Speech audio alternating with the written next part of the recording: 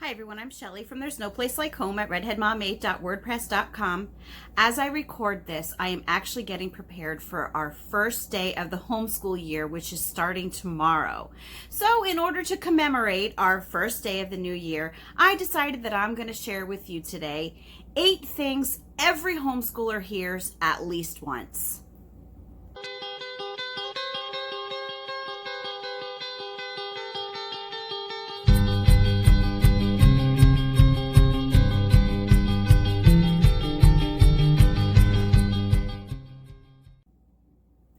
Did you ever notice that we homeschoolers tend to hear the same tired questions over and over and over again, whether it's homeschool kids or homeschool parents?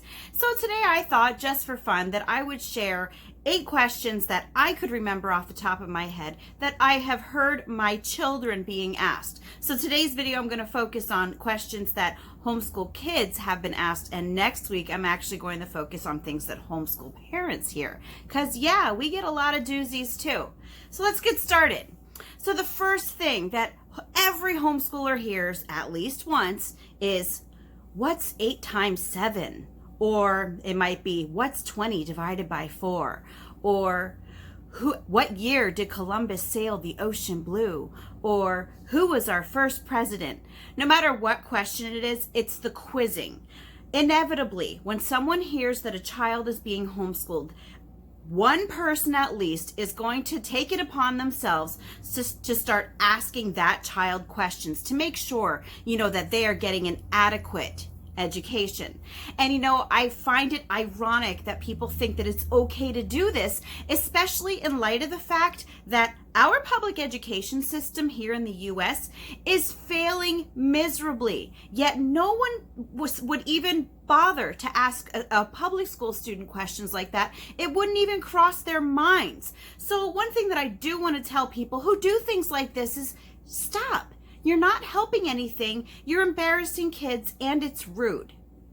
So the second thing that every homeschooled child will hear at least once is, can you read? Now, you might assume that I'm talking about people who are asking this of like a 5 or a 6 or a 7-year-old. And that is partially correct, because there are kids who are that age who are asked this question. But there are people who will even ask homeschooled 12-year-olds that question. And how do I know this? Because it has happened to my child. My child was once asked by a neighbor when she was 12 if she knew how to read. And when she told him yes, he brought out a book and told her that she should read it, and he was going to ask her questions about it when she was done with it. That is just another one of those things that I don't understand how people think that it's okay to do this. People just take it upon themselves to act as the inspectors of homeschooled children everywhere. And I'm going to go back to that same thing that I talked about in the first one. Our schools are not the greatest. We have public school students who are graduating and they are functionally illiterate. So what that means is that they can pretty much just read just to get by. And yet we still have people who are constantly worried about whether homeschoolers can read. And let me just give you a really, really fun fact. The literacy rate was actually higher before compulsory schooling was ever put in place. And ever since compulsory schooling was put in place, our literacy rate has been lower since pre-compulsory schooling. So don't worry about homeschooled students. They can read, I assure you. So the third question that a lot of homeschooled students, I'm guessing every single one, has heard at least once is your mom or dad a teacher? And I can kind of see where this is coming from, because we all have this notion of what school is supposed to look like. And at least in the past few generations, most people have been educated by teachers in schools. So people who don't know much about home education, yeah, they are likely to think that you need to be a teacher to do it. But the fact is that there are some teachers who also homeschool their kids. So some kids can actually answer, yes, my mom is a teacher or my dad is a teacher. But the majority of parents who are homeschooling their children are not teachers. And guess what? You don't need a teaching degree to homeschool. It has absolutely no bearing on a child's home education. Every parent who is dedicated to teaching their children can find the resources to do it properly, and statistics show that it's working. So the fourth question that every homeschooled child hears at least once is, don't you feel like you're missing out on the real world? And, to that I say, sitting in a building for 6, 7, 8 hours a day at a desk is not the real world. Being surrounded by a group of kids who are all the exact same age and live in the same neighborhood that you're not supposed to talk to is not a proper model of the real world. Learning about things that are out in nature, in textbooks, or in PowerPoints is not the real world. Chances are a homeschooled child is far more likely to be out in the real world every day than a child who has to be in that school building, because living and learning, they're intertwined. They can't be separated. So homeschooled kids, because they are at home with their parents, are often out and about with their parents while they're running errands, doing things that have to be done. They're interacting with the community, and more often than not, kids are learning more in the real world than they would ever learn sitting at a desk. So that's one thing that you don't have to worry about with homeschoolers. And I actually think it should be worried more about kids who are stuck in school every single day. And the fifth question that every homeschooled child hears at least once is, do you ever get to see other kids your age? And this is just another one of those questions that makes me shake my head, because yeah, there are kids in school that are your child's age, but the teachers are always telling them that they're not at school to socialize. So they're not even supposed to be interacting with these kids. And I have to say that the entire idea of socialization was never even addressed until compulsory school laws were put in place. That is when all of a sudden socialization became this really important thing that all kids had to go through. It's not important. Kids do not need to be with a group of kids their own age for the most of the day, 36 weeks a year. But with that being said, yes, kids want to have friends. And you know what? I'm going to let you in on a little secret. School is not the only place where kids can find friends. It's amazing, right? But it's true. Homeschooled kids can find friends in their neighborhood. They can find friends in co-ops. They can find friends in clubs. They can find friends in sports programs. They can find friends at church. School is not the only place for kids to find friends. And to be quite honest, I'm kind of glad that my kids are not finding their friends at school, where there is very limited supervision and you don't really know what sort of kids your own children are even interacting with. So that is a really important question that you need to remember. School is not the only place where kids can find friends. The sixth question that every homeschooled child has heard at least once is, don't you want to go to college? For some reason, even now in 2019, there are parents out there, there are adults out there who truly believe that their kids would never be able to attend college if they were homeschooled. They look at homeschooled students as pariahs for colleges, and that could not be further from the truth. Colleges are out there actively recruiting homeschoolers. Even Harvard actively recruits homeschoolers. Do you know why? Because homeschool students know how to learn. And that is specifically something that a Harvard recruiter said in an article that I'll link it in the description box if you want to read it. They said that homeschool students know how to learn. And you know what? Thinking about this and having experience in public school and homeschooling, I know that this is the case. In public school, what often happens is memorization, and that is not real learning. Colleges aren't looking for that. They are looking for kids who actively know how to learn and know how to go about doing things without being spoon-fed everything.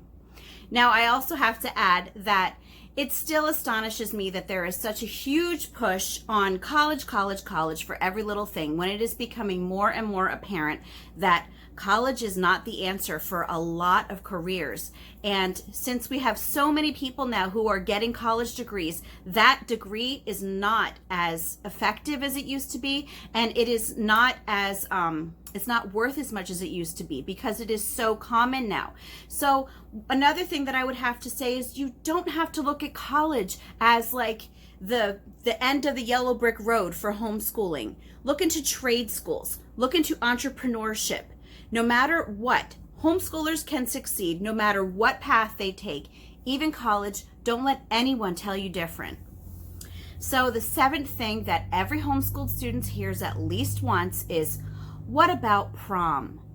And you know, I can understand another teenager asking a homeschool student this, but I have actually heard adults say this to homeschool students. What about prom? And you know, here's the thing. I'm not going to sacrifice my children's education and their Christian upbringing for one night, for a dance that is going to take one night and is never going to have any significant impact on them for the rest of their lives. I went to my own prom. I don't think about it. It's never had anything to do with anything that I've set out to do. Like, everyone seems to think that prom is just this monumental evening that is going to change your life forever. And I hate to say it, but if you are an adult who is constantly reliving the moment of becoming prom king or queen, I think that that is really, really sad, because that shouldn't be what you're basing your life upon. We shouldn't be this shallow. Now, I do want to say that there are homeschool proms. So a lot of people don't realize that. And so far, my kids have not been interested in attending a homeschool prom. But, you know, I've only graduated 2 homeschoolers so far. I still have 8 more to go. So at one point, one of them might be interested in going to a homeschool prom. And if they want to, they can have at it. Because you know what? I'm going to let you in on another secret. I don't have to worry about guarding my kids' eyes at a homeschool prom. I really don't think that you're going to find any grinding going on there. And the 8th thing that every homeschooled child is going to hear at some point is, but what about sports? And this is another one of those things that, like up with the prom, to me, it's just not worth sacrificing your child's education and Christian upbringing when it comes to sports. And you know, not everybody watching this might even be a Christian, but even moral upbringing, you know? And I realize that there are kids out there who are athletically gifted. There are also kids out there who it will have no effect, this question, on them because they hate sports. I was one of those kids. I was on the gymnastics team and I danced, but other than that, I was not a sports person. So for those kids, this question probably doesn't bother them. But yeah, there are athletically gifted kids out there, and there are also just kids who genuinely want to play a sport. And when that happens, again, school is not the only place for sports to happen. Now, I will say at this point that in Pennsylvania, by law, schools have to let homeschoolers try out for their sports teams. Now, in my experience, what I have seen is that the schools will give preferential treatment to their own students over homeschoolers. And what has happened every time that I have heard of is that the position on the team is given to a public school student, and it fills up quickly. And by the time that they get to the homeschooler, there's no room left. But maybe not every school district is like that, but even besides school, you know, there are community teams. There are leagues like the Fellowship of Christian Athletes. If you just get out there and be resourceful, you can find the things that your kids need. Because as much as society would like to think that everything revolves around school, it doesn't. So anyway, that's all that I have for you today. If you like this video, give it a thumbs up. If you haven't subscribed yet and would like to hear more of what I have to say, I would love if you would do that. If you have any questions or comments, or if you can think of a question that I forgot, you can leave that over on Instagram because YouTube has disabled my comments. I will leave that link in the description box as well. And if you like my work and would like to check out my Patreon page, I will leave that link in the description box as well. And I hope you have a great day.